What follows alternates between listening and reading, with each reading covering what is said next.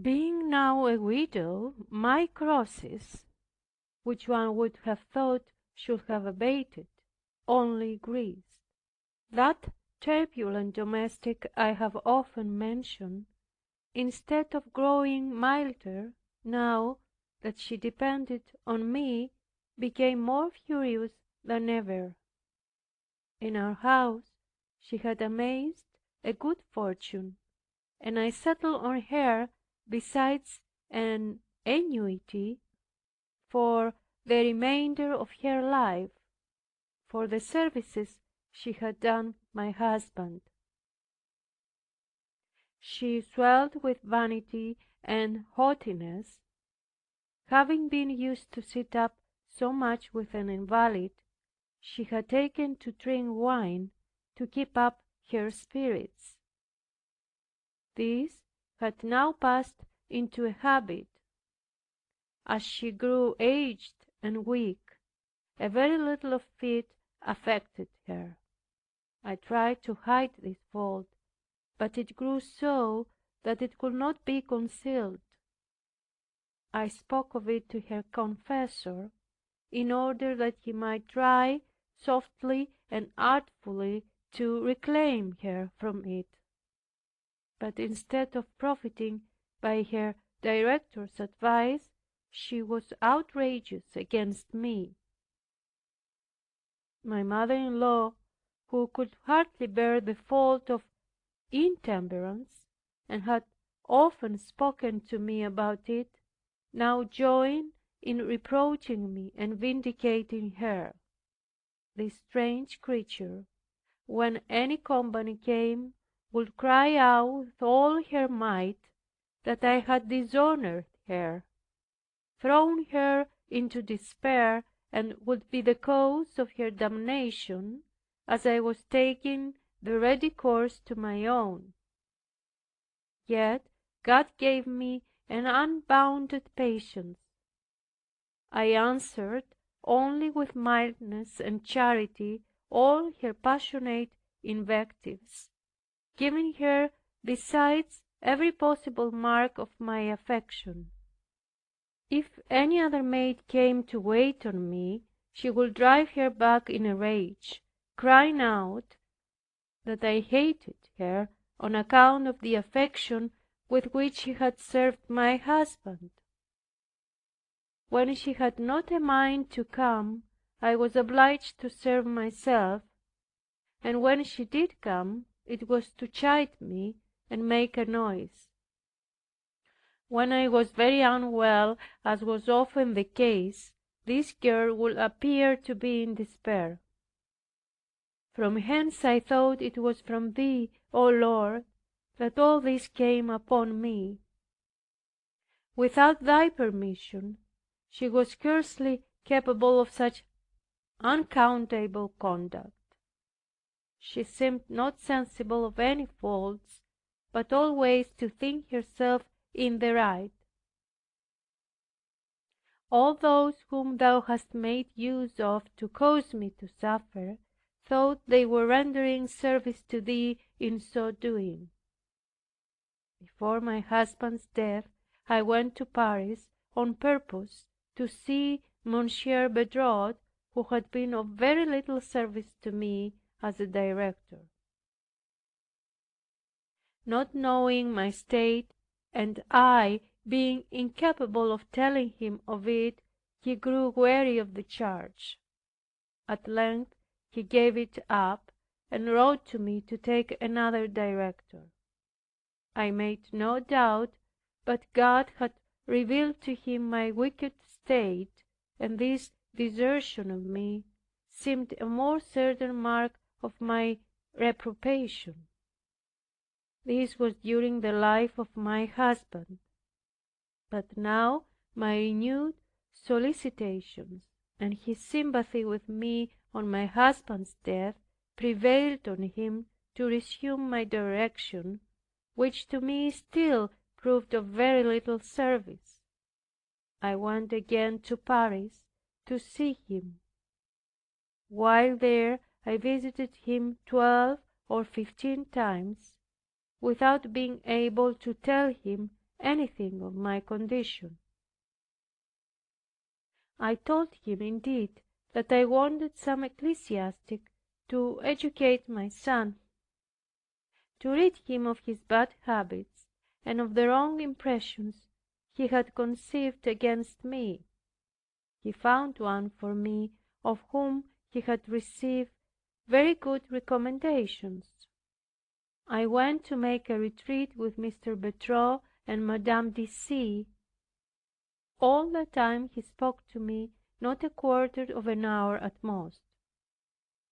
As he saw that I said nothing to him, for indeed I knew not what to say, as I had not spoken to him of the favors which God had conferred on me, not from a desire to conceal them, but because the Lord did not permit me to do it, as he had over me only the designs of death. He therefore spoke to such as he looked upon to be more advanced in grace. He let me alone as one from whom there was nothing to be done. So well did God hide from him the situation of my soul, in order to make me suffer, that he wanted to refer me, thinking that I had not the spirit of prayer, and that Mrs. Granger was mistaken when she told him I had. I did what I could to obey him, but it was entirely impossible. On this account I was displeased with myself, because I believed Mr. Bertot rather than my experience. Through this whole retreat my inclination, which I discerned only by my resistance to it, was to rest in silence and nakedness of thought. In the settling of my mind therein, I feared I was disobeying the orders of my director. This made me think that I had fallen from grace. I kept myself in a state of nothingness, content with my poor low degree of prayer, without envying the higher degree of others, of which I judged myself unworthy. I would have, however, desired much to do the will of God and to please Him, but despaired altogether of ever attaining that desirable end. There was in the place where I lived, and had been for some years, one whose doctrine was suspected. He possessed a dignity in the church, which always obliged me to have a deference for him, as he understood how averse I was to all who were suspected of unsoundness in the faith, and knowing that I had some credit in the place, he used his utmost efforts to engage me in his sentiments. I answered him with so much clearness and energy that he had not a word to reply. This increased his desire to win me, in order to do it, to contract a friendship for me.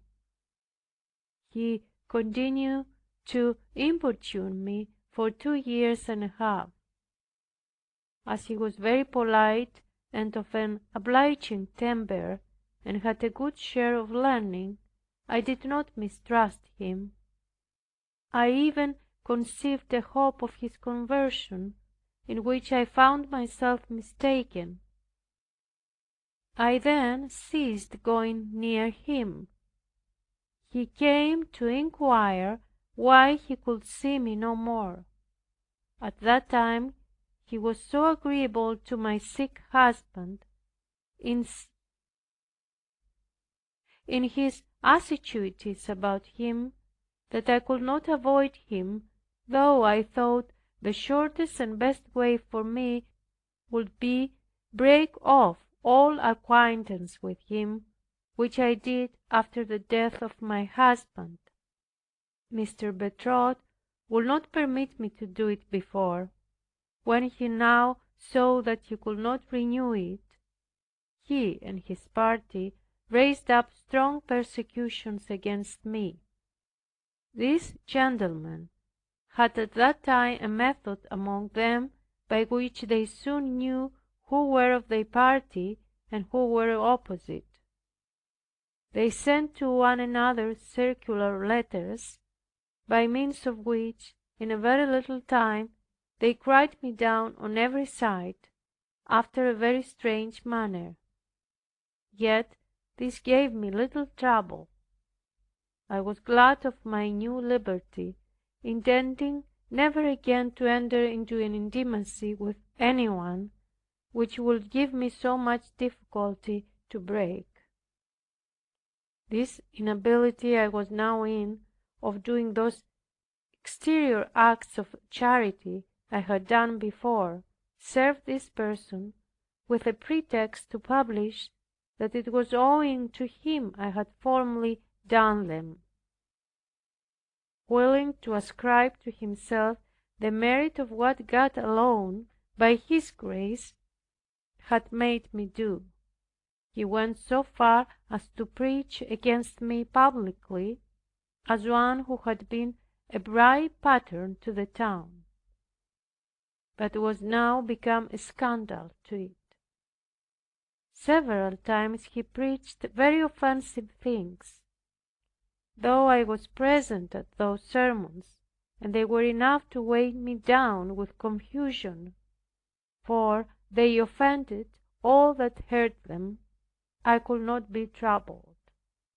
I carried in myself my own condemnation beyond utterance. I thought I merited abundantly worse than all he could say of me, and that if all men knew me, they would trample me under their feet. My reputation then was plastered by the industry of this ecclesiastic. He caused all such as passed for persons of piety to declare against me. I thought he and they were in the right, and therefore quietly bore it all. Confused like a criminal that dares not lift up his eyes, I looked upon the virtue of others with respect. I saw no fault in others, and no virtue in myself. When any happened to praise me, it was like a heavy blow struck at me, and I said in myself, they little know my miseries, and from what state I have fallen. When any blamed me, I agreed to it, as right and just. Nature wanted sometimes to get out of such an abject condition, but could not find any way.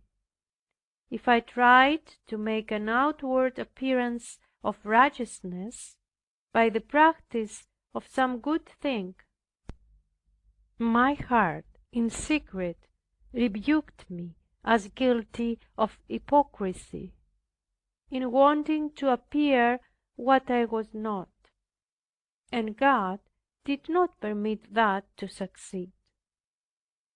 Oh, how excellent are the crosses of Providence! All other crosses are of no value. I was often very ill and in danger of death, and knew not how to prepare myself for it. Several persons of piety, who had been acquainted with me, wrote to me about those things which the gentlemen spread about me. I did not offer to justify myself, although I knew myself innocent of the things whereof they accused me. One day, being in the greatest desolation and distress, I opened the New Testament on these words, "My grace is sufficient for thee, for my strength is made perfect in weakness." That for a little time gave me some relief. End of chapter 23, volume 1.